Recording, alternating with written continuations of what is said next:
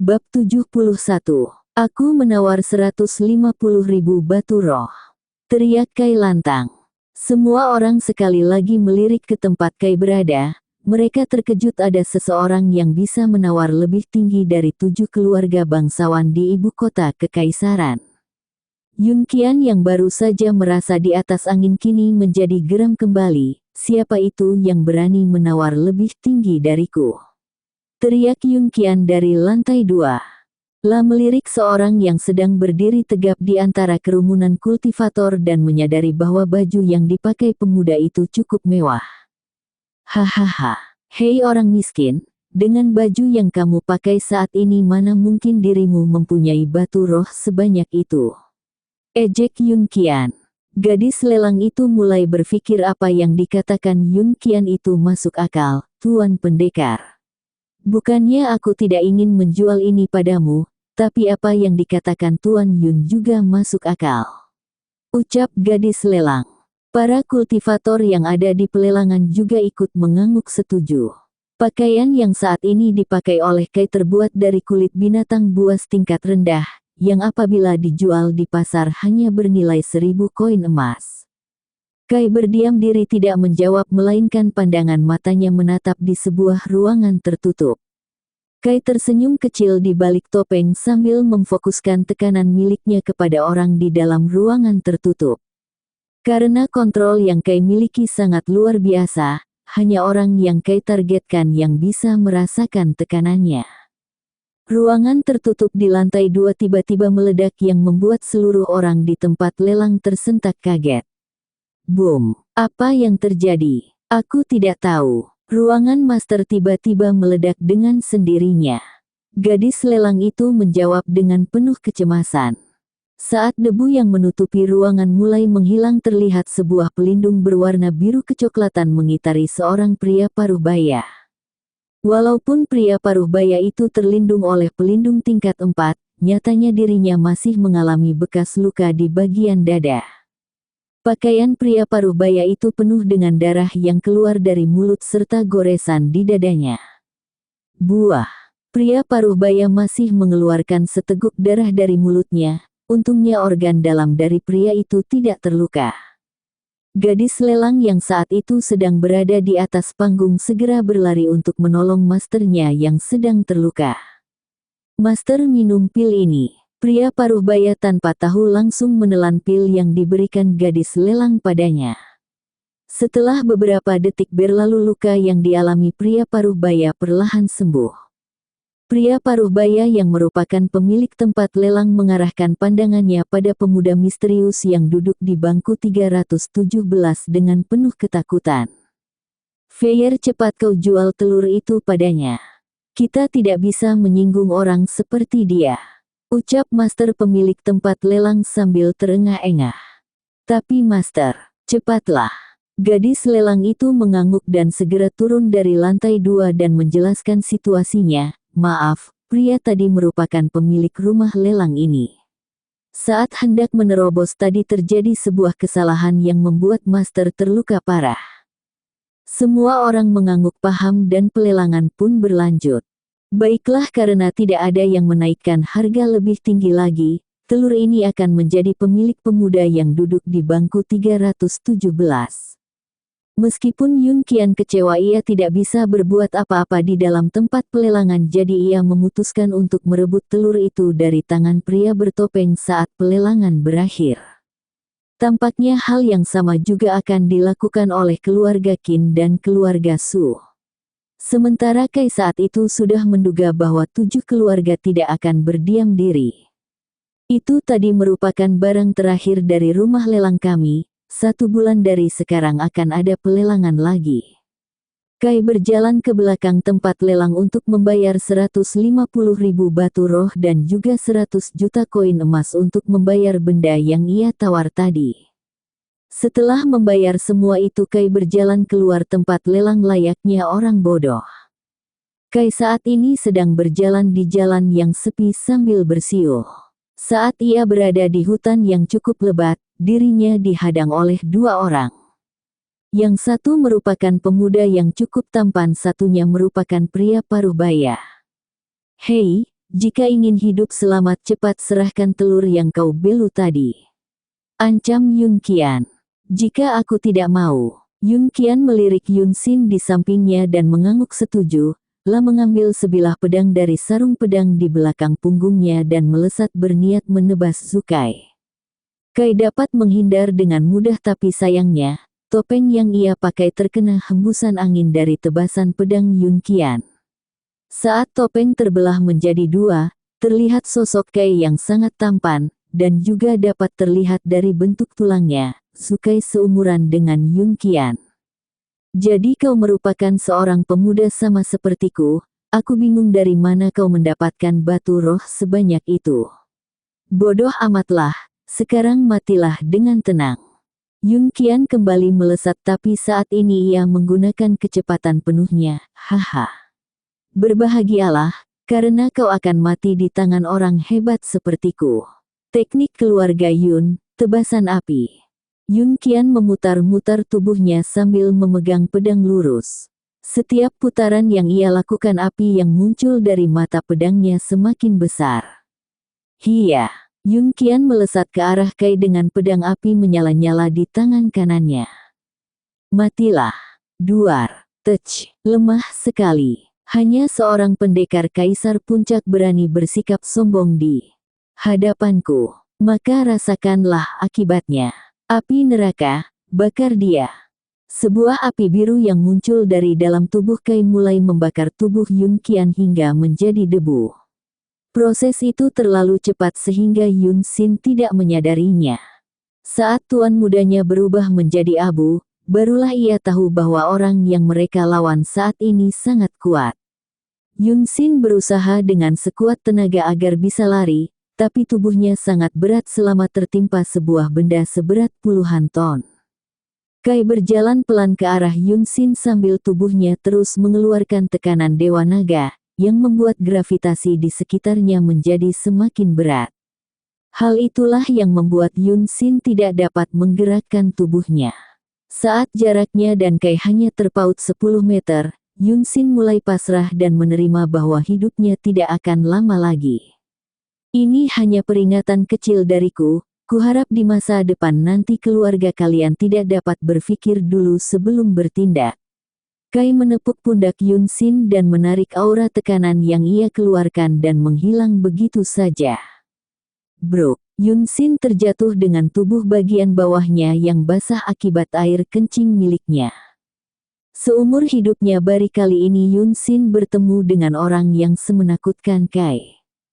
Setelah seluruh kakinya sudah bisa ia gerakkan, ia segera terbang kembali ke keluarga Yun. Kejadian itu disaksikan oleh keluarga Qin dan keluarga Su. Mereka bersyukur bahwa bukan mereka yang menyinggung pria misterius tadi. Dunia jiwa.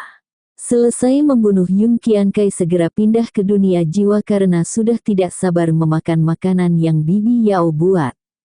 Tok, tok, tok. Kai mengetuk pintu sebanyak 3 kali. Setelah itu masuk ke dalam rumah. Sayang, aku pulang. Teriak Kai sambil menahan air liur di mulutnya. Bab 72. Setelah membunuh Yun Qian, Kai saat ini berada di dalam dunia jiwa untuk makan malam. Seperti biasa suasana di rumah sangat ramai, anak-anak sedang bermain sedangkan Jiu Yang Lin dan Luo Lan sedang berusaha menyembuhkan luka.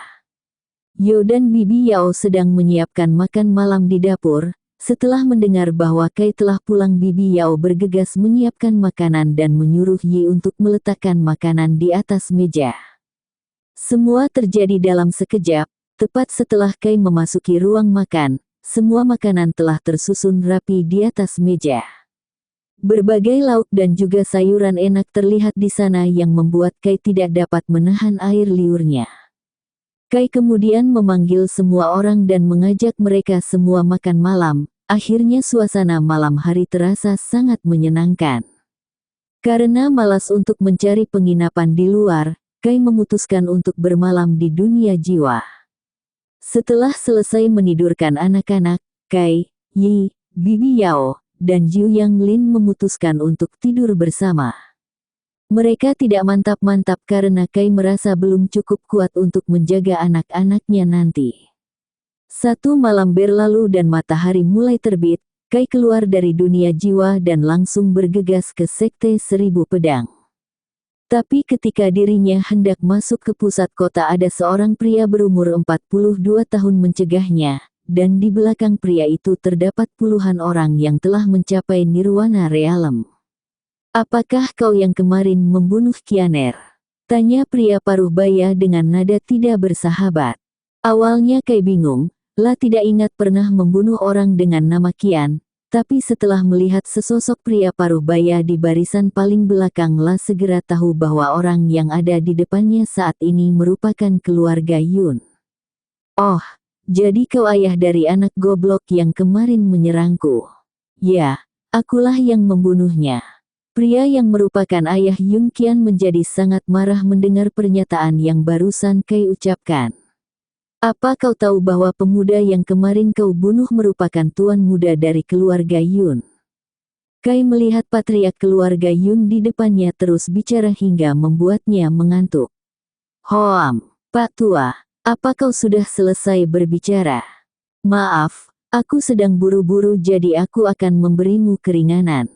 Kai menghilang dan muncul kembali dengan tubuhnya yang dipenuhi dengan darah. Kejadian itu bahkan tidak memakan waktu 1 menit tapi para anggota keluarga Yun yang ada di sana telah mati tak bersisa. Apakah orang-orang ini bodoh? Bukankah kemarin aku sudah memperingatinya agar berpikir dulu sebelum bertindak? Sudahlah. Kai mengganti pakaian yang ia pakai dengan baju pendekar layaknya seorang murid sekte yang sedang mengembara. Rambut panjangnya terikat rapi dengan pedang panjang diselipkan di sebelah kiri perutnya. Mau berpakaian apapun aku masih saja tampan. Kai melanjutkan perjalanannya dengan terbang, karena ia tak mau membuang waktu lagi untuk melakukan balas dendam terakhirnya. Kecepatan Kak saat terbang di udara sungguh gila. Hanya butuh 1 menit baginya untuk menempuh jarak sejauh 10 km.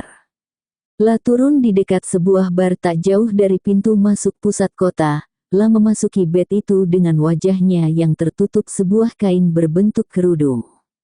Di dalam bar terlihat cukup ramai pengunjung, Kai duduk di meja kosong yang berada di tengah ruangan. Lah memesan sebuah arak dan 1 mangkok sup, sambil mencari informasi di sana. Kai mengetahui bahwa saat ini Sekte Seribu Pedang sedang mengalami konflik internal dan eksternal. Faktor internal mereka dikarenakan perebutan kursi patriark sekte sedangkan faktor eksternal mereka saat ini sedang berhadapan dengan Sekte Petir Ilahi. Selesai membayar Kai bergegas keluar dan memasuki pusat kota, lah menginap di penginapan yang tidak cukup besar yang berada di tepi rumah makan. Lah berjalan keluar rumah sambil mencari lokasi pasti Sekte Seribu Pedang berada. Setelah 1 jam mencari lah akhirnya mengetahui bahwa Sekte Seribu Pedang berada di atas gunung lembah Zeo. Terdapat banyak arai penyerang dan bertahan di setiap sudut sekte.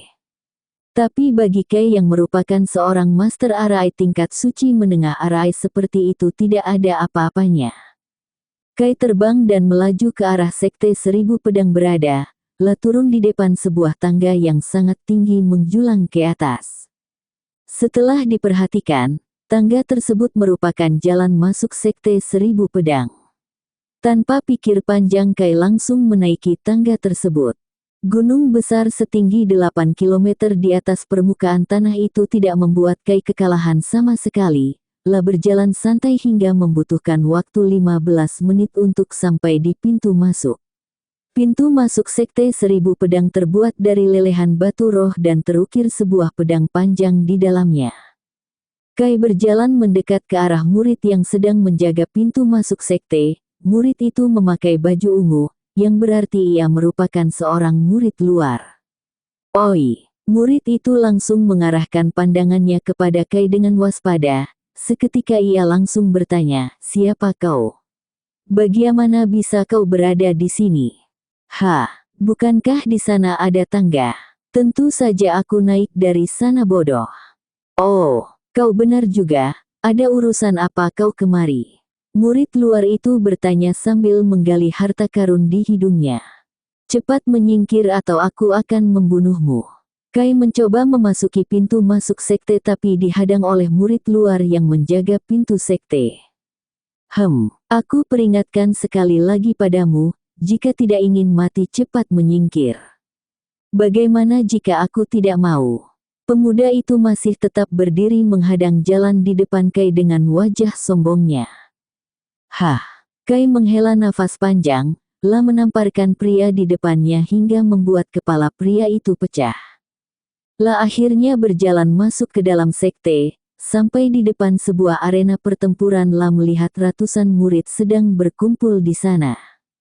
Kai berjalan mendekat ke sana. Sesampainya di arena pertarungan duduk di sebuah bangku penonton. Dan ketika matanya menatap ke arah arena pertarungan, betapa terkejutnya ia menyadari bahwa orang yang berada di arena pertarungan adalah Ling Hao. Kai terkekeh dan muncul sebuah ide bagus di kepalanya, menatap lawan yang sedang dilawan Ling Hao. Dia merupakan seorang pemuda biasa yang kultivasinya juga hanya berada di ranah pendekar raja. Berbanding terbalik dengan Ling Hao yang sudah mencapai ranah pendekar kaisar. Pria yang dilawan Ling Hao tidak bisa melawan balik dan hanya mampu bertahan dari pukulan yang Ling Hao keluarkan.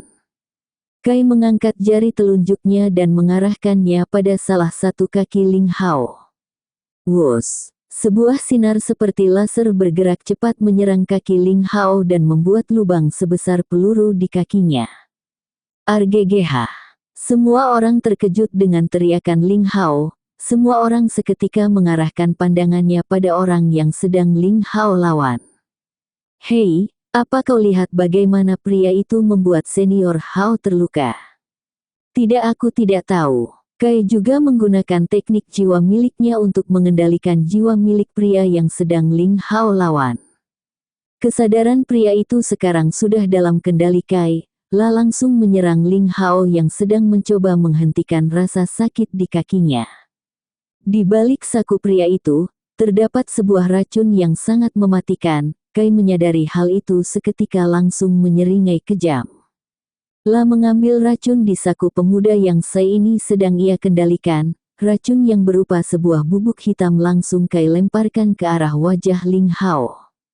Wajah Ling Hao yang sudah terkena racun langsung meleleh, berteriak sangat kencang hingga membuat seorang tetua murid dalam datang ke sana. Saat tetua itu telah sampai di arena pertarungan, tersentak kaget melihat muridnya yang sedang sekarang. Langsung turun ke bawah dan memenggal kepal murid yang telah membuat muridnya seperti itu. Kai kembali mengangkat telunjuknya dan terbentuklah sebuah bola petir kecil di ujung jarinya. Memfokuskan arah serangan petir itu ke Ling Hao dan juga tetua di sampingnya. Berbeda dengan tadi tetua yang sudah berada di Saint Realm dapat menghindari serangan yang Kai lakukan. Siapa itu? Keluarlah, jangan menjadi seorang pengecut. Seru tetua sambil memberikan pil penyembuh pada Ling Hao. Tanpa menunggu lama, Kai terbang dari tempat ia duduk barusan dan melesat cepat ke arah tetua dan Ling Hao berada. Kau cukup hebat Pak Tua, walaupun tubuhmu sangat gemuk, tapi refleksmu sangat luar biasa. Diam, beraninya kau menyerang murid dari Sekte Seribu Pedang, apa kau sudah bosan hidup? Kai terkekeh, menatap balik tetua di depannya sambil memasang ekspresi tidak peduli. Bagus, bagus, jika memang dirimu ingin mati maka bersiaplah. Hiya, bab 73. Sebuah tusukan pedang yang meliuk-liuk mengarah kepada Kai yang sedang berdiri tegap di atas arena pertarungan. Pedang yang dipegang oleh tetua sekte hampir mengenai tubuh Kai, tapi sesaat sebelum pedang itu dapat mengenai tubuh Kai, tiba-tiba tetua sekte itu terpental sangat jauh. Niat pedang. Sebuah perwujudan pedang yang terbuat dari ki keluar dari tangan Kai. Pedang besar berwarna biru langsung menebas ke arah kaki kanan tetua sekte. Tetua sekte tidak bisa bergerak dikarenakan tekanan yang luar biasa dari niat pedang yang Kai keluarkan. Akibatnya niat pedang yang Kai keluarkan berhasil menebas salah satu kaki tetua sekte, RGGH. Teriakan yang sangat keras terdengar di arena pertandingan. Tetua sekte memegangi kakinya yang telah buntung dan mulai mengalirkan ki dari tangannya untuk menghambat pendarahan yang ada di kakinya. Kai menatap ke atas langit, sinar matahari yang sudah di atas kepala terlihat 3 orang yang sedang terbang di atas awan. Ada orang lain yang datang juga ternyata. Kai berjalan mendekat ke arah Ling Hao dengan wajah dinginnya. Ling Hao yang sudah terkena racun dan juga salah satu kakinya terluka menjadi semakin ketakutan ketika melihat Kai mendekat ke arahnya. "Siapa kamu? Kenapa kau mencoba membunuhku?" Ling Hao mengetahui bahwa pria di depannya memiliki niat membunuh yang sangat kuat dan itu semu ditujukan padanya. Kai tidak menjawab dan terus berjalan ke arah Ling Hao dengan sebuah belati kecil di tangan kanannya. Saat jarak antara dirinya dan Ling Hao, Kai melemparkan belati itu ke arah Ling Hao. Dengan sangat cepat belati itu menancap salah satu mata Ling Hao dan membuatnya berguling-guling kesakitan. "RGGH, mataku." Tetua sekte melihat muridnya yang sedang kesakitan hanya bisa terdiam karena dirinya sendiri sudah tidak bisa bergerak. Saat tetua sekte melihat bayangan 3 orang di atas awan, sebuah cahaya harapan terlihat di matanya. La mencoba berdiri dengan satu kaki dan berteriak dengan lantang. "Tetua Agung!" 3 orang yang terbang di langit segera menyadari bahwa tetua sekte murid dalam sedang memanggilnya. La segera turun ke arena pertarungan dengan 2 orang mengikuti di belakangnya. Tetua Agung melihat jejak darah di arena pertarungan dan meningkatkan kewaspadaannya. Matanya menyapu ke seluruh arena pertarungan dan berhenti di sebuah pemuda yang membawa belati kecil di tangan kanannya. La mendekat ke arah tetua murid dalam dan bertanya, "Apa yang terjadi? Bagaimana keadaanmu bisa seperti ini, dan juga siapa pemuda yang membawa belati di sana?" Tetua murid dalam sambil mengambil nafas panjang-panjang mulai menjawab pertanyaan dari Tetua Agung. "Begitulah Tetua Agung." Tetua Agung menjadi geram setelah mendengar cerita dari tetua murid dalam, tapi dia juga tetap waspada kepada pemuda yang sedang mencoba membunuh Ling Hao. Tetua Agung mengambil sebilah pedang dari samping bajunya dan mulai berjalan dengan mengendap-endap dan mencoba menyerang Sukai secara diam-diam. Saat jaraknya dan Sukai terpaut 10 meter, Tetua Agung dengan cepat langsung mengeluarkan tekniknya dan mencoba menusuk jantung Kai. "Matilah kau bicah." Saat ujung pedang berjarak 5 meter, Kai langsung berbalik dan tersenyum aneh. "Mau mencoba membokongku? Tidak bisa semudah itu goblok." Kai mengeluarkan tinju kaisar dan memukul mata pedang yang dipegang oleh Tetua Agung. Ciar, bam. Pedang yang dipegang Tetua Agung langsung pecah seketika, dan pukulan Kai pun tepat mengenai dada Tetua Agung. Tetua Agung terpental sejauh puluhan meter hingga tubuhnya menabrak sebuah dinding arena. Retakan besar terbuat di dinding arena. Tubuh Tetua Agung dipenuhi dengan darah segar. Dua mencoba berdiri tapi seluruh badannya sangat sakit hingga membuatnya kehilangan kesadaran. 2 orang yang tadi mengikuti Tetua Agung di belakangnya mulai bergegas membantu Tetua Agung yang sedang sekarat. Setelah memasukkan pil ke dalam mulut Tetua Agung, kedua orang berjubah hitam itu langsung membawa tubuh Tetua Agung pergi menjauh. Tetua murid dalam yang melihat kejadian itu tidak henti-hentinya menamparkan wajahnya sendiri. Apakah ini mimpi? Plak, bagaimana Tetua Agung bisa kalah hanya dengan satu pukulan dari anak itu? Tetua murid dalam terus-menerus menamparkan pipinya layaknya orang bodoh. Kai tidak memperhatikan tetua murid dalam dan kembali berjalan ke arah Ling Hao. Kai membuka topeng penyamaran yang ia pakai dan berkata pelan, "Apakah kau ingat diriku?" "Kakak." Ling Hao tidak bisa berkata apa-apa. La tidak menyangka orang yang telah membuatnya seperti ini ternyata adiknya yang telah La bunuh 2 tahun lalu. Kai terkekeh kecil. La mengeluarkan sebuah benda aneh dari dalam cincin ruang di tangan kirinya dan melemparkan benda itu ke tubuh Ling Hao. Seketika sekujur tubuh Ling Hao kejang-kejang, mulutnya mulai mengeluarkan busa dan hidungnya mengeluarkan sebuah darah segar. Ling Hao ingin berteriak tapi tubuhnya tidak merespon. Kai menatap jijik ke arah kakaknya terbaring di sana, La berbalik badan dan meninggalkan kakaknya yang sedang kejang-kejang di atas lantai arena.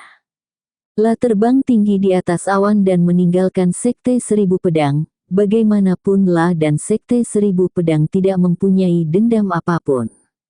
Sesudah Kai meninggalkan Sekte Seribu Pedang, tubuh Ling Hao mengeluarkan bau busuk yang sangat menyengat. Perlahan-lahan muncul petir hitam dari atas langit dan menyambar tubuh Ling Hao hingga meledak. Duar. Arena pertarungan hancur menjadi tumpukan batu dengan mayat Ling Hao yang sudah menjadi debu. Di atas langit ibu kota kekaisaran terlihat sebuah bayangan hitam di atas awan. Bayangan hitam itu terbang sangat cepat menuju arah barat. Hei, Ling Sukai, aku telah membalaskan dendammu. Kuharap kau bisa hidup lebih baik di kehidupan keduamu. Tanpa sadar mata Sukai berlinang air mata. La tidak tahu kenapa air mata bisa keluar di wajahnya. Tapi juga ada sedikit perasaan bahagia di dalam hatinya. Terima kasih. Dek, Kai kaget mendengar suara yang sangat pelan di telinganya. La tersenyum kecil dan menatap ke atas langit. Kaukah itu? Selamat tinggal. Kai menambah kecepatannya dan terus mengarah ke arah barat. Matahari mulai terbenam digantikan oleh cahaya bulan yang mulai muncul. Kai saat ini sedang berada tepat di atas lautan darah. Aku ingat waktu dulu, aku pernah menemukan sebuah ras Phoenix di sebuah pulau kecil di lautan darah. Karena sekarang aku sudah cukup kuat, apa sebaiknya aku menjadikannya bawahanku. Kai menggunakan persepsi ilahinya untuk mencari letak burung Phoenix di lautan darah. Persepsi ilahi merupakan sebuah kemampuan yang hampir sama dengan kesadaran ilahi. Bedanya persepsi ilahi dapat mencangkup jarak ribuan bahkan puluhan ribu km. Singkatnya, persepsi ilahi bisa disebut versi terbaru dari kesadaran spiritual. Kai terus mencari selama 3 jam hingga persepsi ilahinya mendeteksi adanya aura Phoenix yang berada di lautan darah di tenggara. Tanpa butuh waktu lama Kai langsung terbang menuju tempat ras Phoenix berada. Bab 74. Di sebuah pulau yang berada di tenggara lautan darah, seorang burung Phoenix tua sedang tertidur di atas sebuah bukit. Bulu merah menyala miliknya sangat indah hingga membuat siapapun terpikat hanya dengan melihatnya. Di tengah teriknya matahari, Phoenix muda itu tiba-tiba terbangun. Hoam. Saatnya mencari makan. La mengibaskan kedua sayapnya yang berwarna merah menyala dan mulai terbang ke atas langit. Koak, koak. Suara kicauan burung Phoenix terdengar keras di seluruh pulau yang membuat seluruh hewan bergemuruh ketakutan. Sementara itu Sukai yang sedang terbang dengan kecepatan tinggi mengarah ke tenggara lautan darah. Cahaya bulan keperakan menyinari gelapnya malam di lautan darah. Kai saat ini bahkan belum menempuh setengah perjalanan menuju tenggara tempat burung Phoenix berada. 1 malam berlalu, Kai masih terbang di atas awan dengan kecepatan stabil, hingga 3 hari berlalu sampailah Kai pada sebuah pulau terapung di tengah lautan darah. Kai turun dari atas langit dan mendaratkan dirinya di pulau terapung di sana. Saat kakinya menyentuh tanah, sebuah sensasi hangat mengalir ke seluruh tubuhnya. Ini, aura Phoenix. Apakah mungkin darah Phoenix di tubuhku telah sepenuhnya bangkit? Ucap Kai tidak percaya. Saat Kai ingin melanjutkan perjalanan, di depannya kini terlihat sebuah burung raksasa berwarna merah menyala. Aura yang terpancar dari burung itu sangat memukau. Manusia, bagaimana bisa kau sampai di sini? Tanya Phoenix dengan suara bengis. Kai tidak menjawab melainkan menatap Phoenix raksasa di depannya. La baru kali ini melihat Phoenix asli di depan matanya. Perasaan kagum dan gembira terisrat matanya. Burung Phoenix yang merasa diacuhkan menjadi marah. Tanpa Kai sadari, burung Phoenix di depannya mulai menyerang dirinya menggunakan sebuah api merah yang sangat panas. Api tersebut merupakan salah satu dari 7 api ilahi. Jika dibandingkan dengan api neraka yang Kai miliki, itu jauh lebih kuat. Kai refleks menghindar, dan membalas burung itu dengan sebuah serangan pedang yang menusuk. La juga menambahkan tekanan Dewa Naga pada serangan tersebut sehingga membuat burung phoenix di depannya kesulitan bergerak. Karena serangan Kai sangat cepat, burung phoenix tidak memiliki pilihan lain selain mengubah wujudnya. Kai terkejut sehingga serangannya meleset dan mengenai sebuah pohon hingga meledak, sebuah kawah tercipta dari serangan yang Kai lancarkan. Kai berbalik dan menatap penuh waspada sosok di depannya. Terlihat seorang pria tua dengan bekas luka di lengan kirinya. Pria tua itu menatap tajam ke arah Kai tapi ia tidak mengeluarkan niat permusuhan yang ia miliki karena ia tahu bahwa pemuda di depannya sangat kuat. Katakan anak muda, apa tujuanmu kemari? Kai tidak menjawab terlebih dulu, La memasukkan pedang ke dalam satu pedang yang berada di samping pinggang kirinya. La kembali menatap pria tua di depannya. Singkat saja, aku ingin kau menjadi bawahanku. Kai tidak menutupi tujuannya ke sini, dan jika burung phoenix di depannya menyerangnya sekali lagi, La tidak takut karena kekuatan yang ia miliki. Saya ini sudah cukup untuk mengalahkannya. Kakek tua yang merupakan wujud manisa dari ras phoenix terdiam, La mengepalkan tangannya dan berlari ke arah Kai berada. Hiya, saat jaraknya dan Kai terpaut 3 meter, phoenix tua itu tiba-tiba bersujud, ampun tuan, mulai hari ini saya Longwi bersedia menjadi bawahan Anda. Apakah menaklukkan phoenix semudah itu? Batin Kai tidak percaya. Kai kemudian bertanya kepada sistem tentang bagaimana cara membentuk kontrak dengan burung phoenix di depannya. Untuk membuat kontrak dengan binatang kuno, tuan memerlukan sebuah lembar kontrak di toko sistem. Kai membuka toko sistem dan menggeser ke bawah layar biru di depannya hingga ia menemukan sebuah lembar kontrak. Lembar kontrak dapat digunakan pada binatang buas maupun pada manusia, tapi semakin tinggi tingkat kultivasinya harga yang dibutuhkan juga semakin tinggi. Binatang kuno, phoenix merah. Harga, 10 miliar poin sistem. Mata Kai terbelalak melihat harga yang ditampilkan sistemnya. 10 miliar poin sistem. La akan mendapatkan jutaan jika membeli pil kultivasi. Tidak butuh. Kai menolak tawaran yang sistemnya ajukan. La memilih menundukkan phoenix merah di depannya dengan kekuatannya sendiri. La menggigit jarinya dan meneteskan darahnya pada tubuh phoenix merah yang tengah bersujud di depannya. Saat darah Kai terkena tubuh phoenix merah, sebuah kilatan cahaya yang sangat terang terjadi. Ding! Selamat tuan berhasil menyelesaikan hidden quest, menaklukkan sebuah binatang kuno. Menghitung reward. Reward. Asteris api phoenix. Minus 10 miliar poin sistem. 1 buah kotak misteri tingkat emas. Minus 3 tiket gacha sistem asteris. Kai tidak begitu tertarik dengan hadiah yang ia tera. Tapi Kai tertarik dengan perubahan yang terjadi pada phoenix merah di depannya. Selang 7 menit berlalu, putaran cahaya menghilang digantikan dengan sebuah tubuh T314-4 nanogram di depannya. Kulit pria itu putih bersinar dengan rambut panjangnya berwarna merah. Pria tersebut menatap Kai dengan penuh kegembiraan. La membungkuk dan berkata, "Terima kasih tuan. Saya Longmi akan terus setia kepada tuan." Kai mengangguk kemudian bertanya, "Apa yang terjadi padamu? Kulihat aura yang terpancar darimu seperti kau telah menerobos ke Emperor Realm, juga otot serta tubuhmu seperti kau telah lahir kembali." Pria muda yang merupakan phoenix merah tersenyum, menjawab, "Tuan, ini semua berkat darah tuan. Tidak kusangka seumur hidupku bisa bertemu dengan tuan, Sang Raja Phoenix." Pernyataan itu membuat Kai bingung. La tidak paham apa yang baru saja dijelaskan oleh Longmi dan juga darah Phoenix di dalam tubuhnya baru saja bangkit. "Bisa kau jelaskan lebih rinci?" Jawab tuan, "Darah yang tuan miliki sebenarnya." Longmi menjelaskan dengan serius sementara Kai memperhatikannya dengan seksama. Setelah Longmi selesai berbicara, Kai segera paham apa yang Longmi maksud. Karena Ai juga merupakan ras Phoenix, Long Wei dapat mengetahui bahwa darah Phoenix yang ada di dalam tubuh Kai sangat kuat, bahkan dibandingkan dengan Raja Phoenix dahulu setidaknya ratusan kali lebih kuat. Setelah itu Kai memberikan sebuah baju kepada Long Wei untuk menutupi tubuhnya. Selesai berganti baju, Kai dan Long Wei terbang meninggalkan pulau yang ada di sana.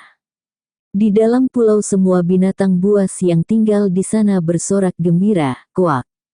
Haha, akhirnya si tua yang rakus itu telah pergi dari pulau ini. Seru seorang binatang iblis berwujud piton raksasa. Kau benar deh, si tua itu benar-benar serakah. Kau tahu setiap herbal yang ada di pulau ini telah habis ia makan. Sahut binatang iblis di sampingnya. Di atas lautan darah, Kai dan Long Wei saat ini sedang terbang dengan kecepatan tinggi menuju benua barat. Di perjalanan Kai juga selalu bertanya kepada Long Wei tentang bagaimana ia bisa berada di alam rendah tempat Kai berada. Ras Phoenix harusnya tinggal di alam dewa sama halnya dengan binatang kuno lainnya, jadi ketika Kai menemukan Long Wei dirinya langsung terkejut. Jawab Tuan. Ceritanya sangat panjang, apakah Tuan ingin mendengarkannya sekarang? Ya, akhirnya selama perjalanan menuju benua barat Kai terus-menerus mendengar cerita dari Long Wei tentang bagaimana La bisa ada di sini dan juga tentang bekas luka di tangannya. Bab 75. Masih di lautan darah. Setelah mendengar semua yang telah Long Wei ceritakan, Kai berpikir sejenak mencoba memahami apa yang telah Long Wei ucapkan. 1 bulan berlalu, Kai yang saat ini masih bersama Long Wei membentuk pasukan binatang yang ada di lautan darah. Dimulai dari binatang roh sampai binatang iblis berhasil Kai taklukkan. Merasa sudah cukup tentang pasukan yang La miliki, Kai akhirnya memutuskan untuk kembali ke benua barat. Perjalanan itu sekali lagi memakan waktu setidaknya 2 minggu, karena lautan darah yang sangat luas. Masih tersimpan banyak rahasia tentang lautan darah dan bagaimana banyak binatang buas yang tinggal di sana. Kota Hua yang berada di pesisir lautan darah, kota itu dikenal sebagai kota karena banyaknya daging binatang buas yang dijual di sana. Para penduduk kota Hua rata-rata berada di tingkat pendekar kaisar yang menjadikan kota itu sebagai kota terkuat nomor 3 di benua barat. Kai turun bersama dengan Long Wei sementara binatang buas yang lain telah Kai masukkan ke dalam cincin ruang yang telah ia modifikasi walaupun itu hanya mampu menampung makhluk hidup selama 1 minggu. Selama di lautan darah kultivasi Kai juga meningkat pesat, kini La berada di Raja Dao Tier 3. Tak hanya itu, Kai juga sudah mampu mengontrol api Phoenix dengan tingkat penguasaan sebanyak 78%. Tapi yang paling membuat Kai sangat senang lalah fakta bahwa budidaya pelahap bintang yang La miliki kini telah berevolusi menjadi tingkat langit. Sekarang setiap dirinya mulai berkultivasi lingkaran hitam seperti black hole sebesar bola basket muncul di kepala Kai, tapi hanya kau yang dapat melihatnya. Lingkaran itu menyerap energi alam dengan kecepatan yang luar biasa, entah seberapa besar peningkatannya hingga membuat Kai tidak bisa berkata-kata. Kai berhenti tepat di sebuah rumah makan yang tidak cukup besar. La masuk ke dalam rumah makan itu dan memesan makanan dan 2 kendi arak. Kai membayar 20 koin emas dan meninggalkan rumah makan itu. La dan Long Wei memutuskan untuk menginap di sebuah penginapan yang tak jauh dari tempat mereka berdua tadi makan. Keesokan paginya cahaya matahari melewati jendela dan mengenai tubuh Kai. Sinar matahari yang hangat membuat Kai terbangun. La menggosok kedua matanya sambil menguap. Setelah membersihkan diri, La dan Long Wei melanjutkan perjalanan. 1 minggu berlalu, Kai dan Long Wei akhirnya sampai di ibu kota kekaisaran. Ia tidak langsung mengarah ke istana elang api melainkan pergi ke sebuah toko herbal yang cukup terkenal di ibu kota. Kai merasa bahwa pil yang ada di cincin ruangnya terlalu banyak. La berniat menjualnya sebagian. Walaupun Kai sebenarnya tidak butuh uang itu karena dirinya sendiri memiliki jumlah koin emas yang unlimited. Sebuah bangunan besar terdiri dari 3 lantai, terpampang jelas sebuah tulisan besar di sana. Paviliun Roda Emas. Kai cukup familiar dengan nama ini setelah ia mengingat-ingat. Kai segera menyadari kalau ia pernah ikut turnamen alkemis yang diadakan Paviliun Roda Emas di benua selatan. Kai segera memasuki paviliun itu bersama dengan Long Wei. Segera setelah mereka berdua masuk merak langsung dilayani oleh seorang remaja.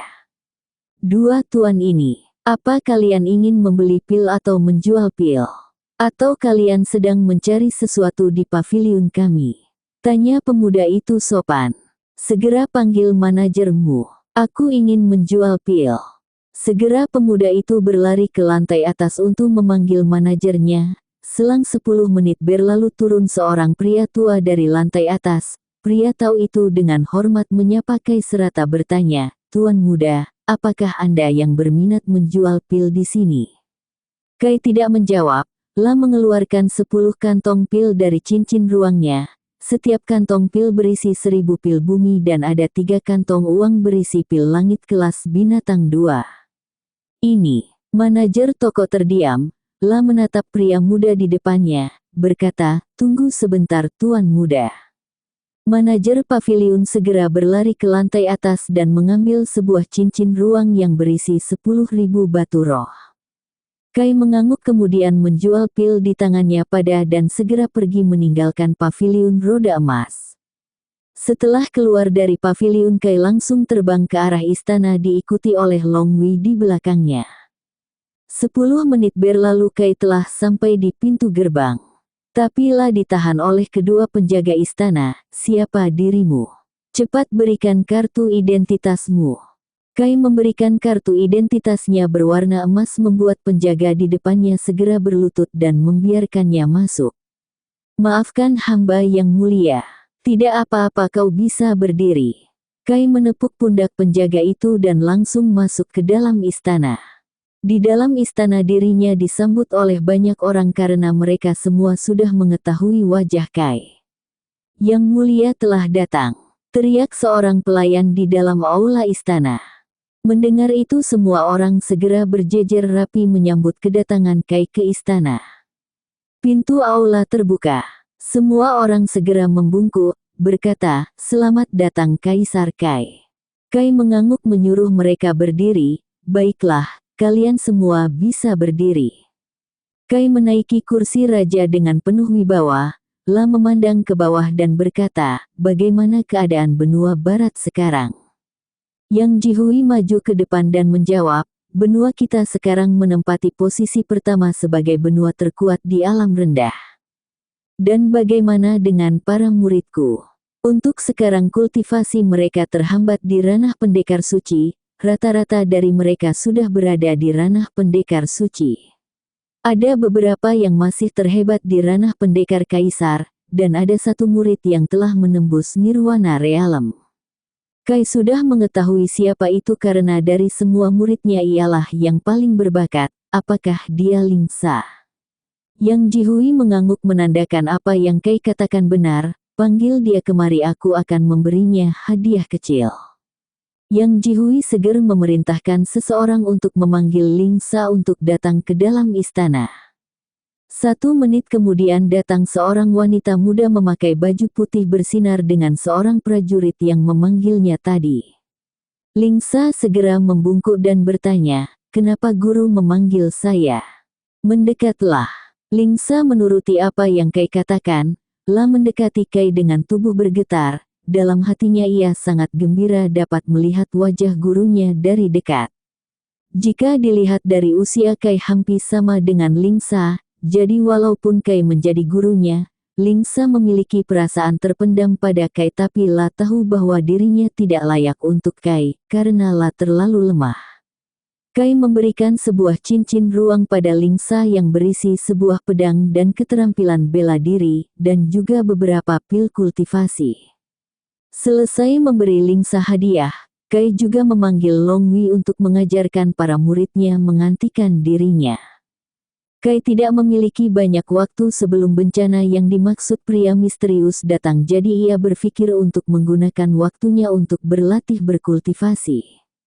Tak lupa Kai memberikan Yang Jihui dan yang lainnya pil untuk meningkatkan kultivasi masing-masing. Yang Jihui saat ini telah berada di ranah Raja Dao. Untuk menembus ke ranah Kaisar Dao dirinya membutuhkan waktu yang sangat lama. Kai meninggalkan istana dan pergi memasuki dunia jiwa untuk meningkatkan kultivasinya di sana. Bab 76. Di dunia jiwa. Sama seperti biasanya udara di sana sangat segar seperti tidak ada sedikit pun kotoran di sana. Kai duduk bersila di atas sebuah batu di pinggir sungai, lah menelan ratusan pil dalam satu tegukan, dan langsung menggunakan budidaya pelahap bintang untuk menyerap khasiat pil. Seperti yang Kai duga, hanya dalam waktu setengah jam semua khasiat yang ada di dalam ratusan pil yang ia telan telah terserap semua ke dalam tubuhnya. Meridian Kai yang sebesar sungai raksasa mengalir dengan sangat deras menuju pusat dantian yang ada di bawah pusar perutnya. Kai mengulang proses tersebut berulang-ulang hingga pil kultivasi yang Lam miliki telah habis. Kai tidak menyangka dapat menghabiskan ratusan bahkan jutaan pil yang ada di dalam cincin ruangnya hanya dalam waktu setengah bulan. Selanjutnya Kai melatih tubuh fisiknya dengan menggunakan budidaya tubuh dewa yang baru lah beli dari sistem 2 hari yang lalu. Kai menelan sebuah buah merah, yang bentuknya seperti buah persik, ukuran buah itu terlalu abnormal. Kai mencoba memakan satu buah terlebih dulu. Ia menggunakan budidaya pelahap bintang untuk menyerap khasiat dari buah tersebut. Rasa panas sakit seperti membakar dapat Kai rasakan dari seluruh tubuhnya, tapi itu tidak membuat Kai berhenti. Kai mengambil 3 buah lainnya yang ada di sebelah kanannya dan memakan ketiganya sekaligus. Rasa sakit yang Kai derita bertambah sekitar puluhan kali lipat.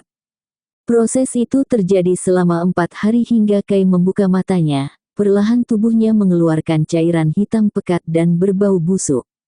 Kai segera melepas pakaiannya dan mandi di sungai, lah menggosok seluruh tubuhnya dengan sabun dan membasuh rambutnya dengan sampo, dan ketika dirinya habis mandi aroma harum tercium dari tubuhnya. Kai melihat perubahan pada tubuhnya dan merasakan kalau fisiknya telah meningkat sebanyak 5 kali lipat dan juga meridian di tubuhnya semakin melebar, tapi lah tidak merasakan tanda-tanda akan segera menerobos ke Dao Realm Tier 5. Lah ingin mencoba kekuatannya sekarang. Kai berjalan ke arah timur dan menemukan sebuah batu besar berdiri di sana. Kai mengepalkan tangan dan memusatkan ki yang ia miliki di telapak tangannya, dan ketika tangannya bergerak memukul batu besar di sana ledakan terjadi.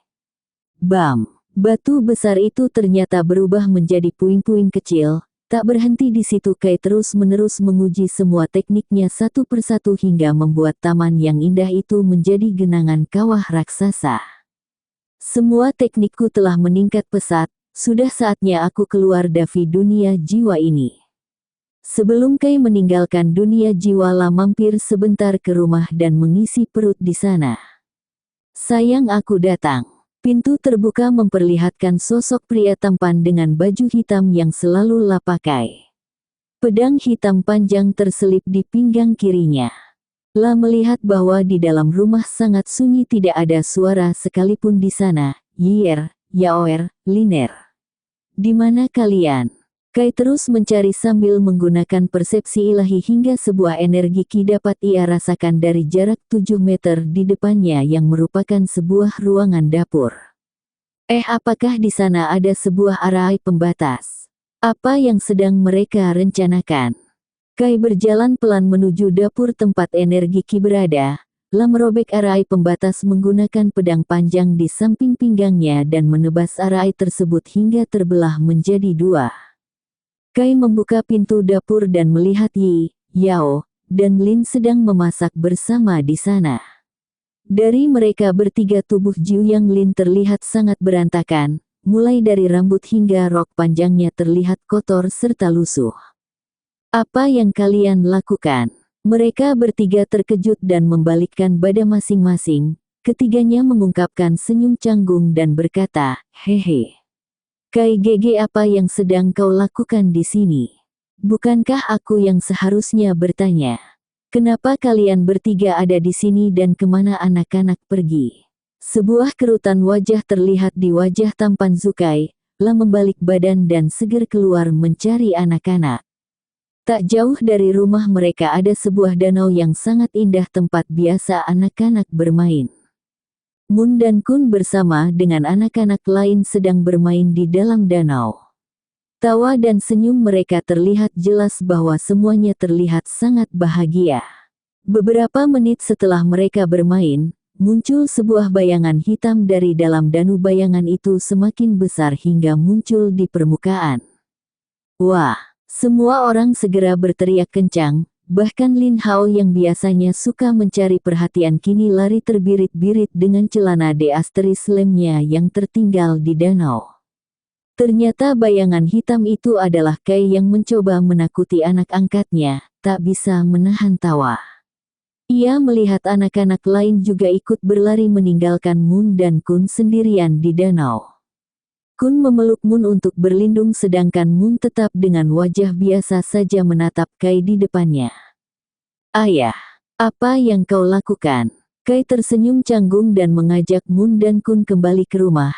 Jarak rumah dengan danau cukup dekat, 3 menit berlalu sampailah mereka bertiga ke dalam rumah. Kami datang. Kai masuk ke dalam rumah dengan pakaiannya yang sudah basah, sedangkan Moon dan Kun berdiri mengikutinya di belakang. Yaoer, apa kau sudah siapkan makan malamnya? Sudah tuan. Mari silakan ganti baju terlebih dulu. Aku akan memandikan Moon dan Kun. Kai mengangguk dan segera masuk ke dalam kamarnya untuk berganti baju. Ketiak dirinya mengingat kejadian tadi, wajahnya kembali mengeluarkan tawa aneh dan tertawa dengan kencang di dalam kamarnya. Sesudah berganti baju, Kai berjalan ke meja makan untuk makan malam bersama. Tepat ketika dirinya duduk, Lin bertanya, Kai Gege, apakah kau sudah berhasil menaklukkan benua tengah? Kai tersedak makanan di dalam tenggorokan dan meminum segelas air putih. Ia memandang Jiu Yang Lin dengan senyum canggung, berkata, sepertinya aku lupa. Karena hanya dendam pada Ling Hao yang terpikirkan di kepalanya, ia sampai lupa dengan tujuannya datang ke benua tengah. La melanjutkan makan malamnya dan menghiraukan tatapan Jiu Yang Lin di depannya. Selesai makan, La bertanya pada Jiu Yang Lin tentang kondisi lukanya, bagaimana keadaanmu sekarang? Tanya Kai khawatir. Aku baik-baik saja, terima kasih karena telah membantuku dan muridku. Rona merah terlihat jelas di wajah Jiu Yang Lin. La mendekat ke arah Kai, sambil menutup matanya. Kai menyadari apa yang diinginkan Jiu Yang Lin saat ini. Kai tanpa sadar langsung mencium mulut Jiu Yang Lin, berbeda dengan Yi yang memiliki rasa lembut dan kecil, mulut Jiu Yang Lin memiliki rasa manis dan juga sangat memikat. Not, bibir kok ada rasanya sih. Waka, di tengah mereka ciuman, tangan Kai tanpa sadar bergerak sendiri menyentuh 2 buah dada yang lembut milik Jiu Yang Lin. Kia, sebuah desahan menggoda keluar dari mulut Jiu Yang Lin, ini membuat Kai tidak bisa menahan nafsunya lagi. La mengendong Jiu Yang Lin kayaknya tuan putri dan membawanya ke kamar. Kai menjatuhkan tubuh Jiu Yang Lin di atas kasur dengan belahan dada Jiu Yang Lin terlihat lebih jelas. Saat Kai hendak membuka baju Jiu Yang Lin, Yi tiba-tiba datang dan membuat mereka berdua tersadar. Kai Gege, kakak Lin. Apa yang sedang kalian lakukan? Bab 77. Jiu Yang Lin mendorong tubuh Kai dan segera berlari keluar, tunggu Liner. Teriak Kai. Kai Gege. Apa yang kau coba lakukan pada kakak Lin tadi? Kai tidak menjawab, La segera memakai bajunya dan berjalan keluar, di bawah sinar bulan yang keperakan, Kai tertidur di atas rerumputan sambil memandangi bulan yang berbentuk pisang di atas awan. Jika saja Yi tidak mengganggu tadi aku. Wuswa. Kai menggeleng-gelengkan kepalanya mencoba membuang pikiran jahat yang ada di kepalanya. Pada akhirnya aku hanyalah seorang pengecut yang tidak berani melakukan itu pada kekasihku. Menjadi kuat agar bisa melindungi anak-anak serta kekasihku kelak. Kupikir itu hanyalah alasan yang aku buat-buat. Kai terlentang sambil menghirup angin malam yang cukup dingin. La tidak tahu apa alasan dirinya diberi kehidupan kedua. semakin Kai mencoba memikirkan alasannya semakin konyol jawaban yang muncul di kepala Kai. Aku berpikir telah mengalami banyak perubahan dibandingkan diriku dahulu, nyatanya tidak ada yang berubah pada diriku ini. Sepang pengecut yang takut apa yang akan terjadi sebelum mencoba. Tiba-tiba rasa kantuk mulai terjadi, Kai menutup kedua matanya dan tertidur pulas di atas rerumputan. Esok hari, sinar matahari pagi, menyinari tubuh Kai, perasaan hangat dapat Kai rasakan hingga membuat dirinya terbangun. Lah memandang matahari yang baru terbit dari sebelah timur, menguap Kai menggosok kedua matanya. Sudah pagi rupanya. Sudah saatnya aku meninggalkan dunia jiwa. Kai meregangkan seluruh badannya dan berjalan ke sungai untuk membersihkan badan. Melepas baju, Kai langsung terjun ke dalam sungai. Biur, wah. Sambil membersihkan badan Kai berenang di sungai dan menangkap beberapa ikan untuk sarapan. Selesai keluar dari sungai Kai mengambil handuk dari inventori dan memakai baju favoritnya. Lah membuat api kecil untuk membakar ikan hasil tangkapannya pagi ini. Sambil diberi beberapa bumbu Kai membalik-balik ikan agar tidak gosong. 10 menit berlalu, ikan yang Kai panggang akhirnya matang secara merata, aroma harum tercium dari ikan yang Kai masak. Sebuah hewan mirip tupai dengan tumbuhan aneh di atas kepala mendekat ke arah Kai berada. Pucu, pucu. Kai dapat memahami apa yang barusan hewan itu katakan, lah memberi setengah ikan yang telah selesai lah bakar. Hewan itu dengan mulut mungilnya menggigit daging ikan sedikit demi sedikit. Hingga setelah 25 menit berlalu, daging ikan itu habis dan hanya bersisa tulang belulang saja. Kawan kecil, kurasa kau cukup menyenangkan. Sepertinya aku pernah bertemu denganmu dulu. Kai berpikir sejenak dan ingat siapa binatang kecil di depannya. Oh kau si kecil waktu itu. Tak kusangka kau akan tumbuh cepat seperti ini. Pucu. Tupai itu tersenyum sambil mengangguk-angguk sebanyak 3 kali lalu melompat ke pundak Kai. Makhluk kecil, kau mau ikut denganku keluar? Puncu, pucu. Kai mengerti maksud tupai kecil di pundaknya dan membuka portal keluar dari dunia jiwa. Di ibu kota kekaisaran, suasana terlihat sangat ramai apalagi paviliun roda emas yang kini menjual pil bumi bintang 1 secara besar-besaran. Gedung setinggi 3 lantai langsung penuh, pembeli yang ingin membeli pil dalam jumlah besar. Sementara itu, Yang Jihui saat ini sedang sibuk mengurus sumber makanan yang ada di daerah perbatasan. Ia juga mengirim beberapa pasukannya untuk berjaga di sana. Sepertinya kau terlihat sibuk Paman Yang. Suara pemuda yang cukup sering ia dengar di telinganya. Yang Jihui menoleh dan melihat bahwa Kai telah berdiri di depan pintunya sambil membawa seekor tupai kecil di pundaknya. Iya, Tuan Muda. Aku harus segera mengatur pemasukan sumber makanan pada daerah yang ada di perbatasan. Kai mengambil sesuatu dari sakunya, benda itu berbentuk sebuah balok kecil, lah langsung melemparkan balok itu kepada Yang Jihui. Ambillah, ini hadiah dariku. Yang Jihui menangkap balok kecil yang Kai lemparkan, sesaat kemudian ia membukanya. Aroma harum mengisi ruangan Yang Jihui berada. Tangannya gemetar sambil menatap sebuah pil berwarna biru di tangannya. Tuan ini, Yang Jihui terlihat enggan menerima hadiah yang Kai berikan. Ambil saja. Kai berbalik dan meninggalkan ruangan tempat Yang Jihui berada.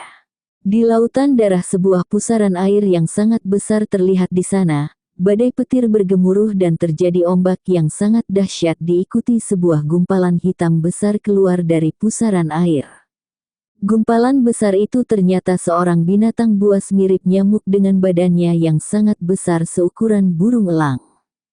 Kulit hitam pekat dengan aura menekan yang sangat kuat terpancar dari tubuh binatang buas itu. Bewahaha. Akhirnya, aku terlepas dari rantai sialan itu. Setelah aku memulihkan seluruh kekuatanku. Kaisar Bintang, tunggu saja pembalasanku. Nyamuk itu menghilang dan pergi entah kemana, Perlahan-lahan awan hitam dan badai petir hilang digantikan oleh sinar matahari yang cerah.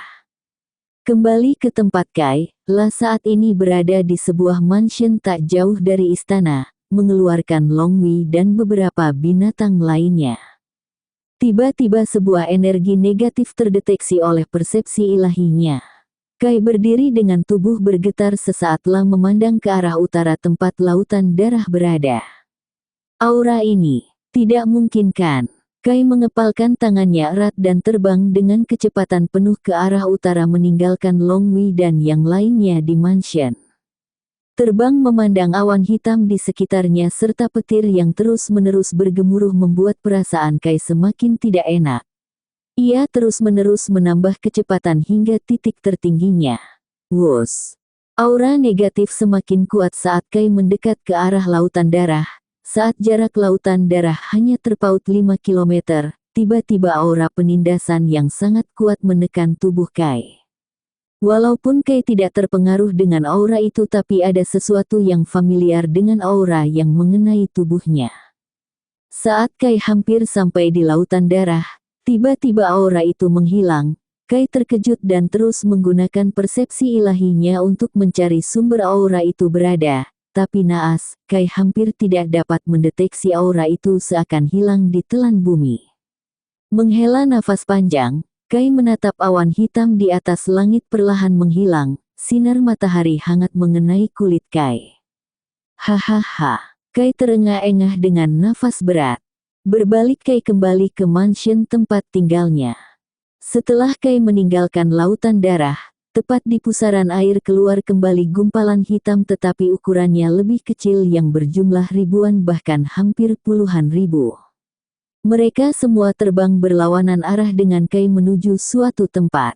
Mansion Hera, Longwi dan para binatang buas lain sedang duduk menunggu kedatangan Kai yang tiba-tiba terbang ke arah utara.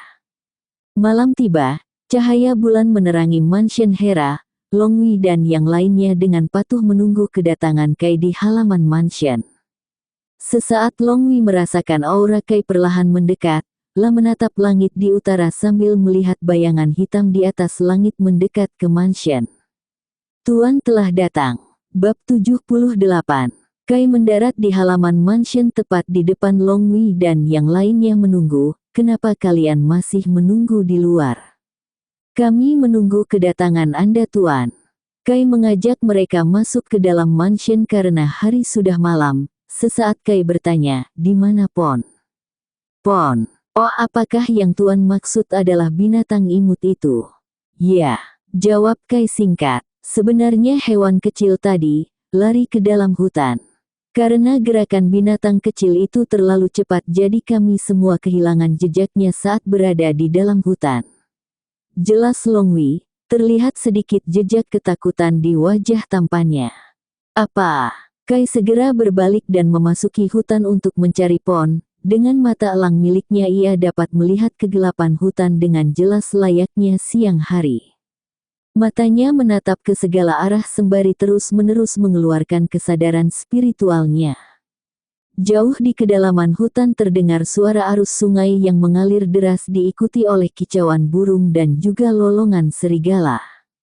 1 jam mencari, Kai masih belum menemukan adanya tanda-tanda Pon berada. Lah ingin marah tapi keselamatan Pon lebih penting saat ini.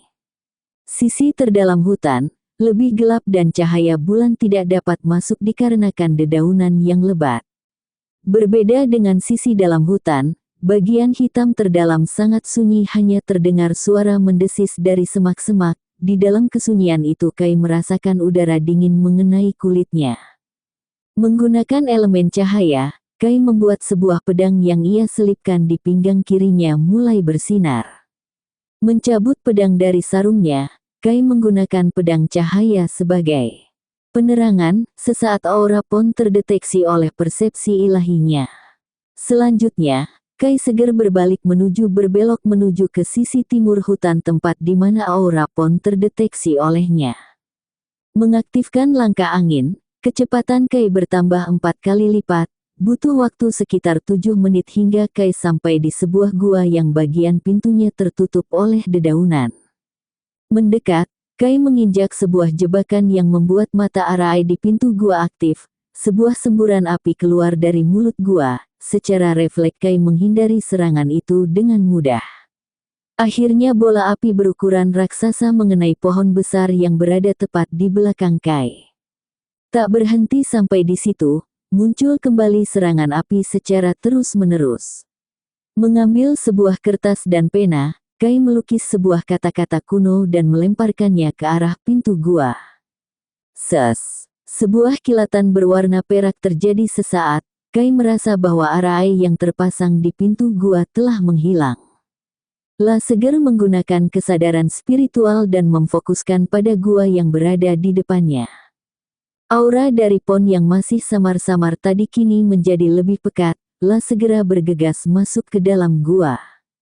Berbeda dengan hutan yang gelap, ternyata di dalam gua terdapat batu cahaya yang menerangi setiap bagian dari dalam gua. Batu berwarna-warni terlihat cantik menghiasi dinding gua. Setelah merasa cukup jauh berjalan, Kai menemukan sebuah pohon raksasa setinggi 20 meter dengan buah berwarna emas tergantung di atas sana. Buah yang di dahan pohon raksasa terlihat seekor tupai kecil sedang melahap buah yang. Kai bergegas naik ke atas sana mendekati Pon sambil memetik buah yang. Hei, hewan kecil, apa kau tahu seberapa khawatirnya diriku ketika mengetahui kau memasuki hutan ini seorang diri? Pucu, menghela nafas, Kai mengambil sikap lotus di atas dahan pohon yang besar, lalu menghabiskan buah yang dengan sekali telan. Perasaan panas menyebar ke seluruh tubuh Sukai, seluruh organ dalamnya rasanya seperti tenggelam di lautan magma. Panas yang begitu intens membuat keringat Kai bercucuran. Kulit Kai terkelupas, selanjutnya perlahan-lahan sembuh dan digantikan kulit baru yang lebih keras dan halus. Organ-organ dalam milik Kai juga telah diperkuat. Sekitar 20 menit berlalu, Kai berhasil menyerap khasiat buah yang secara menyeluruh. Fuah, tarikan nafas panjang, Kai kembali mengambil buah yang dan menelannya kembali, tak lupa juga lah memasukkan buah yang ke dalam toko sistemnya. Harga buah yang cukup mahal yaitu sekitar 1000 poin sistem setiap buahnya. Suatu malam berlalu, matahari pagi mulai menyinari masuk ke dalam gua. Kai membuka matanya berhenti berlatih. Matanya melihat sekeliling dan mendapati bahwa Pon telah tertidur pulas di atas kepalanya. Setelah mengkonsumsi buah yang, Kai menyadari bahwa fisiknya telah bertambah kuat dan tubuh naga juga meningkat sebanyak 1%. Kai tidak mempercayai apa yang terjadi dengan tubuhnya. Mengambil 30 buah yang masih ada di pohon, Kai melompat turun ke bawah. La menaruh Pon di dunia jiwa, dan segera keluar dari gua dan mencari sebuah batu untuk mengetes fisiknya. Sebuah batu besar tak jauh dari gua. Kai berdiri tegap dengan tangan kanannya mengepal, meninju batu besar yang ada di depannya. Ledakan. Batu besar yang memiliki ketahan yang sangat kuat hancur menjadi puing-puing kecil. Kai mengangguk puas. Berarti hanya dengan kekuatan fisiknya saja ia dapat menyamai seorang pendekar suci. La berteleport kembali ke mansion, melihat Long Wei dan yang lainnya masih berlutut di halaman meminta maaf. Apa yang kalian lakukan? Cepat berdiri. Segera Long Wei melihat seorang pria muda tampan di depannya dan kembali menunduk. Hamba tidak berani, Tuan Agung. Hah, menghela nafas panjang, berkata, jika kau masih tidak mau berdiri jangan salahkan aku jika membatalkan kontrak denganmu. Long Wei dengan gerakan cepat berdiri diikuti oleh binatang lain di belakangnya, La menunduk tak berani menatap Kai yang saat ini berdiri di depannya. Kai mengeluarkan sesuatu dari cincin ruangnya dan ternyata itu adalah buah yang La membagi masing-masing 2 buah setiap orang. Kai juga memberikan sebuah teknik budidaya fisik tingkat kuno kelas bawah pada Long Wei dan yang lainnya. Segeralah berlatih. Aku akan masuk ke dalam terlebih dulu. Baik Tuan. Setelah masuk ke dalam rumah, Kai segera membuka portal dunia jiwa, La masuk dan langsung berjalan ke rumah. Sampai di sana terlihat seperti biasa, Yi mengajar anak-anak berkultivasi sedangkan Bibi Yao mengerjakan pekerjaan rumah dan Jiu Yanglin memulihkan kekuatannya. Halo para istriku. Not, nikah aja belum, udah panggil istri aja. Oh lihat ayah datang. Bibi Yao menatap Kai dan tersenyum kepadanya, sementara Yi fokus mengajar. Ia mendekat ke arah Jiu Yanglin dan dalam keadaan kultivasi Jiu Yanglin tidak dapat mengetahui apa yang terjadi di luar. Kai mencoba mengambil kesempatan untuk menciumnya sekali lagi. Tiba-tiba, tanpa dapat Kai kendalikan, muncul sebuah tanda api putih di dahinya. Rambut hitamnya mulai berganti warna menjadi putih dengan kedua matanya yang berwarna hitam menatap tajam di sekitarnya. Sebaiknya, Jiu Yanglin juga mengalami perubahan, muncul sebuah tanda hitam di dahi Jiu Yanglin dengan rambut silvernya yang perlahan berubah warna menjadi hitam. La terbangun dari kultivasinya dan segera sadar kejadian yang abnormal terjadi pada tubuhnya. Ini. Apa yang sedang terjadi? Kau juga tidak tahu. Tiba-tiba sebuah notifikasi terdengar dari sistem. Ding. Menemukan energi milik permaisuri bintang. Jarak 3 meter terdeteksi, Tuan berhasil membuka budidaya kultivasi ganda. Weng. Muncul sebuah kitab yang sudah sangat kuno. Kai membuka kitab itu dan menyadari bahwa usia yang terkandung dalam kitab itu ternyata tentang kultivasi ganda antara kaisar dan permaisuri bintang. Untuk dapat melakukan itu mereka berdua diwajibkan untuk mantap-mantap. Bab 79. Mantap-mantap. Pandangan Kai tertuju pada buku kuno yang baru saja La baca, mengalihkan pandangannya pada Jiu Yanglin. Sebuah rona merah muncul di kedap pipinya.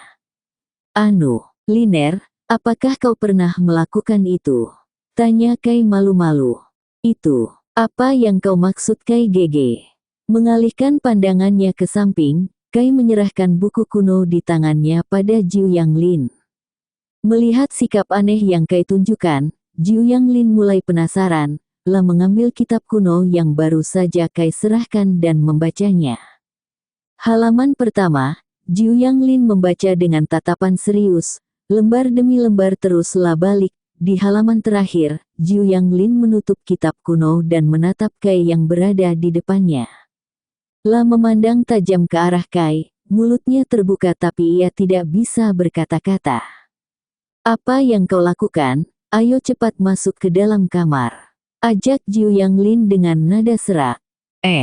Melihat sikap Jiu Yanglin yang malu-malu, sebuah tembakan panah tepat mengenai hati Kai dan membuat jantungnya berdetak kencang.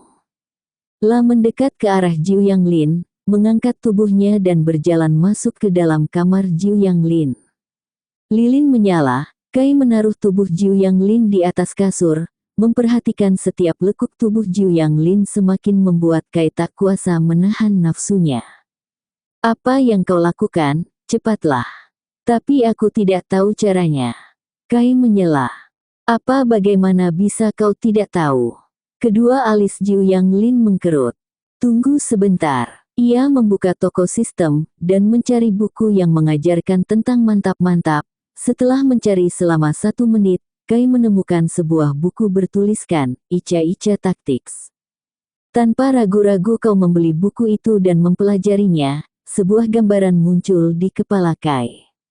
Cepat, Bebe, Baka.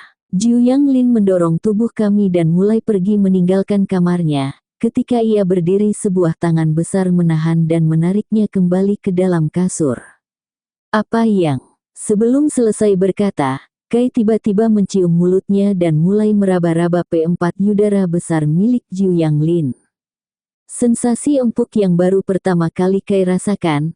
La membuka baju dan celana bagian bawahnya. Terlihat perut six-pack dengan pedang besar yang menggantung di antara kedua paha Kai.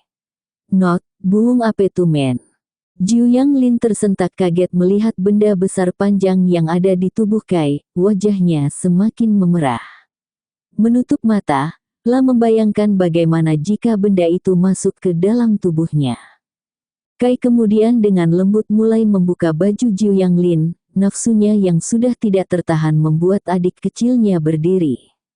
Sadar, Jiu Yanglin menutupi dada dan anunya dengan kedua tangan. Jangan melihatnya, aku malu. Liner. Nafas Kai terengah-engah. La mengangkat tengkuk Liner menggunakan tangannya dan mulai menciumnya. Sensasi lembut serta hangat dapat Jiu Yanglin rasakan. Ia dengan pasrah mulai melemaskan tubuhnya. La juga menatap Kai, wajah tampan Kai. Hatinya berdegup kencang. Kai memasukkan otongnya ke dalam lubang milik Jiu Yanglin. Pelan-pelan Kai GG, aku masih perawan. Baik Liner, aku akan melakukannya dengan pelan. Kai GG, ahan. Sebuah darah tiba-tiba menetes dari bagian bawah tubuh Jiu Yanglin. Apakah itu sakit? Kai bertanya. Asteris. Tidak, aku tidak apa-apa. Kia. Desahan manja Jiu Yanglin terus terngiang-ngiang di telinga Kai. Kai juga terus mengikuti apa yang digambarkan di dalam buku ica-ica taktik yang ia beli dari toko sistem. Keringat dua orang itu membasahi kasur. Jiu Yanglin terengah-engah berkata pelan, tunggu. Kai GG, biarkan aku istirahat sebentar. Kai mengangguk. Setelah istirahat selama 10 menit, Kai menggenggam erat tangan Jiu Yanglin dan terus melakukan kegiatan itu hingga pagi hari. Tiba-tiba cahaya terang-terang memasuki tubuh kedua orang itu. Kai duduk bersila diikuti Jiu Yanglin di depannya. Lonjakan energi yang luar biasa terjadi di meridian Kai dan Jiu Yanglin. Menurut buku kuno, selesai melakukan mantap-mantap, kedua pasangan diharuskan mengalirkan energi Ki satu sama lain agar kekuatan alam yang telah mereka berdua serap tidak bertabrakan. Siang hari, Kai perlahan membuka matanya dan merasa terjadi perubahan besar pada tubuhnya, dan tiannya semakin meluas diikuti Ki dalam tubuhnya semakin murni. Ia juga telah berhasil menerobos ke Raja Dao Realm Tier 5. Naik 2 tingkatan sekaligus. Melihat tubuhnya, Kai masih tidak percaya dengan peningkatan yang tiba-tiba terjadi. Hanya dalam 1 hari ia telah naik 2 lapisan sekaligus, jika ia berburu binatang iblis. Kai setidaknya harus membunuh sekitar puluhan ribu binatang iblis. La menatap Jiu Yanglin yang terlihat masih kesusahan untuk menyerap energi alam. Kai bangkit dan berjalan ke belakang Jiu Yanglin. Kedua tangannya menyentuh punggung Jiu Yanglin tanpa busana sama sekali. Mengalirkan sedikit demi sedikit ki miliknya, Kai menuntun Jiu Yanglin agar dapat mempercepat penyerapannya. Malam hari tiba, Jiu Yanglin membuka mata dan merasakan kekuatannya telah kembali setengahnya. Jiu Yanglin kesulitan untuk mengembalikan kekuatannya karena ki yang berada di alam rendah ini terlalu tipis, walaupun Kai juga memberikan banyak pil kepada Jiu Yanglin itu hanya mengembalikan kekuatannya sekitar 10%. Rambut Jiu Yanglin yang hitam perlahan kembali ke bentuk aslinya, juga tanda api hitam yang ada di dahinya perlahan menghilang. Menengok ke belakang La melihat sosok pria tampan berkeringat deras, perasaan bahagia memenuhi tubuhnya. Ia segera memeluk pria itu dan mencium pipinya. Kai juga merasa sangat bahagia, ketika La mengingat kembali desahan manja yang Jiu Yanglin teriakkan itu membuat adik kecilnya bangun kembali. Selesai memakai baju, Sukai dan Jiu Yanglin mulai keluar dari kamar. Melihat suasana di ruang tamu sangat sunyi, mereka menduga bahwa anak-anak sudah tidur. Kai pergi keluar bersama dengan Pon sedangkan Jiu Yanglin kembali ke kamarnya dan mulai berkultivasi untuk menyerap sisa-sisa energi yang masih berada di dalam tubuhnya. Di bawah pohon mangga tempat favoritnya beristirahat, Kai memandang cerah ke atas langit. Terlihat sebuah bulan bersinar terang menerangi dunia jiwa miliknya. Kai terlentang dan berteriak keras, akhirnya. Di usiaku yang ke-19 tahun aku berhasil menghilangkan keperjakaanku. Hahaha. La merebahkan tubuhnya di atas rerumputan, menutup kedua matanya. Kai tertidur pulas diikuti oleh Pon yang ikut tertidur. Esok paginya, sinar matahari mulai menerangi dunia jiwa. Sensasi hangat menjalar ke seluruh tubuh Kai dan membuatnya terbangun. Hoam, sudah pagi rupanya. Sudah saatnya Yi dan yang lainnya keluar dari sini. Aku menduga bahwa anak-anak juga telah bosan tinggal di dunia jiwa ini. La berdiri diikuti oleh Pon yang telah terbangun dan duduk di pundak kiri Kai. Mereka berdua berjalan kembali ke rumah. Bab 80. Nyamuk darah. 2 bulan berlalu. Selama 2 bulan ini, Kai menyerahkan urusan kekaisaran pada Ayang Jihui sementara La fokus berkultivasi. Setelah membawa semua keluarganya keluar dari dunia jiwa, sekarang mansion tempat tinggalnya ramai tidak sunyi seperti 2 bulan lalu. Untuk urusan muridnya ia juga kadangkala memeriksa mereka dan memberi beberapa nasihat agar kultivasi mereka tidak terhambat. Kadangkala ia juga mengadakan turnamen di antara para muridnya untuk mengetes dan memberi para muridnya lebih banyak pengalaman bertarung. Seperti biasa, Lingsa memenangkan turnamen tersebut karena dirinya merupakan murid paling jenius di antara 100 orang lainnya.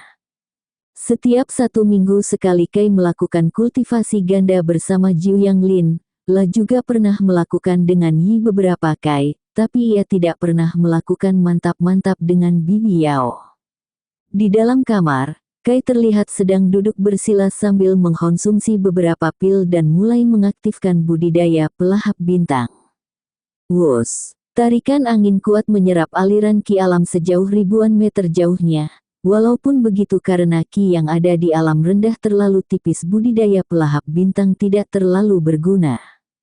Menghela nafas panjang, Kai bangkit dan membuka pintu kamarnya, menghirup udara segar.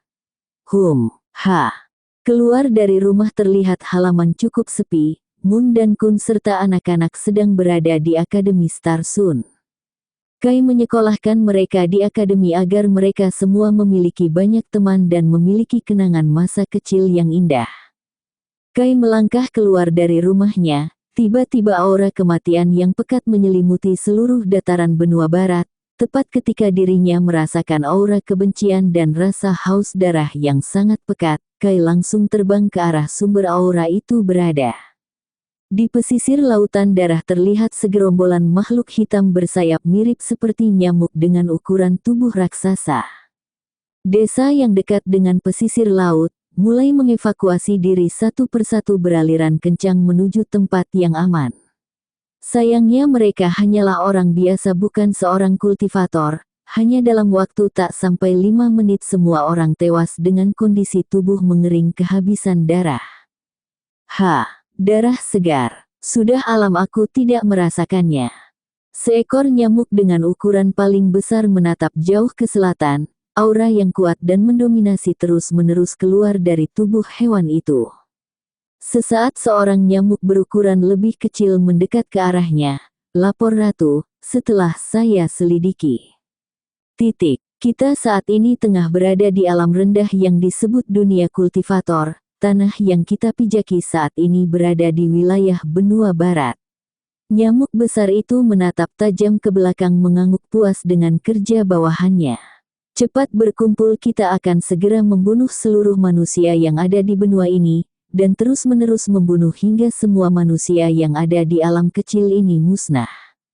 Teriak Ratu Nyamuk dengan suara kejam. Dengan sigap para bawahan Ratu Nyamuk segera berkumpul, mereka terbang mengikuti Ratu Nyamuk yang sekarang telah berada di atas awan. Cahaya matahari tertutup membuat dunia kultivator menjadi gelap gulita. Dengan terkejut Kai menatap langit sambil menggerakkan gigi, ia menambah kecepatannya menuju pesisir laut. Karena cooldown skill teleport masih terbilang cukup lama, Kai tidak memiliki cukup waktu menunggu cooldown skill itu berakhir. Langit semakin menghitam dikarenakan banyaknya nyamuk darah yang sudah berkembang biak. Saat ini diperkirakan jumlah nyamuk darah di sana mencapai 1 juta jiwa. Di tengah perjalanan tiba-tiba terdengar pemberitahuan dari sistem. Ding! Mendeteksi adanya sebuah binatang legenda kelas atas, nyamuk darah. Diharapkan Tuan berhati-hati. Kai terkejut, matanya melotot ke arah layar hologram biru di depannya, bertanya, bagaimana dengan jumlah keseluruhan dan juga tingkat kultivasi mereka? Menghitung. Nyamuk darah berjumlah 1.432.899 jiwa, dengan rata-rata tingkat kultivasi mencapai ranah Sein. Semakin melihat latar hologram di depannya, Aki semakin kaget dengan pasukan sebanyak ini. Menaklukkan dunia kultivator bukanlah hal yang sulit. Sial, kenapa orang itu memberiku tugas yang sulit begini, sial. Umpat Kai kesal. Mengambil pedang Thunderbird di dalam cincin ruang, Kai segera menggunakan skill teleport karena waktu cooldown telah berakhir. Sementara itu nyamuk darah dalam waktu setengah hari mereka sudah membantai abis satu kerajaan dan ratusan kota dengan korban jiwa mencapai jutaan orang. Tak berhenti sampai di situ, mereka terus bergerombol menuju ke arah selatan, dipimpin oleh seorang nyamuk raksasa yang memiliki warna kulit berbeda sendiri dengan sebuah mahkota tergantung di kepala nyamuk raksasa itu. Ayo para prajuritku, mari kita membunuh para manusia keji itu yang telah berani memusnahkan ras kita di masa lalu, balaskan dendam leluhur kita. Tepat setelah Ratu Nyamuk menyelesaikan kata-katanya, muncul Kaidati kehampaan mencegah para gerombolan nyamuk yang berjumlah jutaan. Ratu Nyamuk segera menoleh, hahaha. Ternyata ada seorang kultivator bodoh yang berani menghentikan kita. Manusia, karena kau memiliki keberanian, aku akan bermurah hati dengan membunuhmu tanpa siksaan. Selanjutnya, seorang bawahan Ratu Nyamuk mulai menyerang Kai Berada, matilah manusia. Selas. Hanya sepersekian detik tubuh nyamuk itu langsung terbelah menjadi dua. Ding. Berhasil membunuh binatang roh, mendapatkan 50.000 poin sistem, mendapatkan 100.000 poin pengalaman. Kai mengibaskan pedangnya yang berlumuran darah dan mengangkat pedang thunder miliknya ke arah Ratu Nyamuk. Beraninya kau membunuh rakyatku yang tidak bersalah. Bersiaplah menerima konsekuensinya. Tatapan Kai berubah tajam layaknya pedang, hanya dengan sekali tatap nyamuk yang berada di ranah Dao ke bawah langsung meledak seketika. Ding, ding, ding. Pemberitahuan sistem terus-menerus bergema di telinga Kai membuatnya kurang konsentrasi bertarung.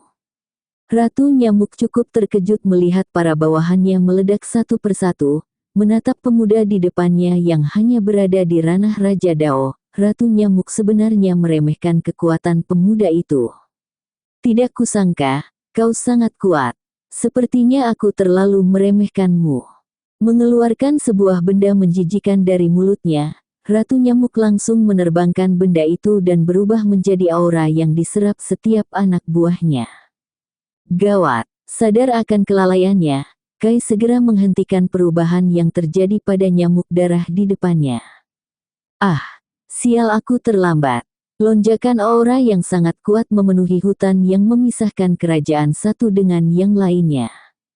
Masih dengan sikap waspada, Kai memegang erat pedang Thunderbird, mengaktifkan tubuh Kaisar Petir. Sebuah sambaran petir tepat mengenai dirinya. Blare. Ledakan. Tubuh Kai perlahan berubah, mata keemasan dengan aura petir kuno terus-menerus mengalir di seluruh tubuhnya. Teknik pedang pemusnah kill. Melompat tinggi di atas awan, tubuh Kai berputar-putar sambil menebas nyamuk darah yang sedang mengalami perubahan. Setiap tebasan Kai berhasil membunuh 10 lebih nyamuk darah dengan gabungan tubuh petir. Kai berhasil membunuh puluhan ribu nyamuk darah hanya dalam waktu 10 tarikan nafas. Kembali ke posisi awalnya berdiri, Kai melihat bahwa nyamuk darah yang telah ia bunuh sama sekali tidak mempengaruhi jumlah nyamuk darah seutuhnya. Thousand Spirit Sword, Api Phoenix, Hiya. Ribuan pedang roh terbang keluar dari kehampaan dan mulai menebas nyamuk darah diikuti oleh sebuah api merah menyala yang langsung membakar tubuh nyamuk darah menjadi debu. Melihat itu sang Ratu Nyamuk tidak berdiam diri, lah berubah wujud menjadi manusia karena dengan bentuk fisik hewannya lah akan kesulitan melawan Kai. Sementara itu Kai mengeluarkan jurusnya kembali, Shadow Clone. Keluar. Cloning bayangan berjumlah tak sampai 10 orang yang masing-masing memiliki 1% dari kekuatan yang Kai miliki. Sementara itu Ratu Nyamuk telah menyelesaikan perubahan wujudnya menjadi seorang gadis remaja dengan tatapan dingin dan di atas kepalanya tergantung sebuah sungut mirip nyamuk. Haha, manusia, kau memiliki cukup kekuatan untuk melawanku, Tapi hanya sampai situ saja, karena sebentar lagi kau akan mati di tanganku. Bersambung.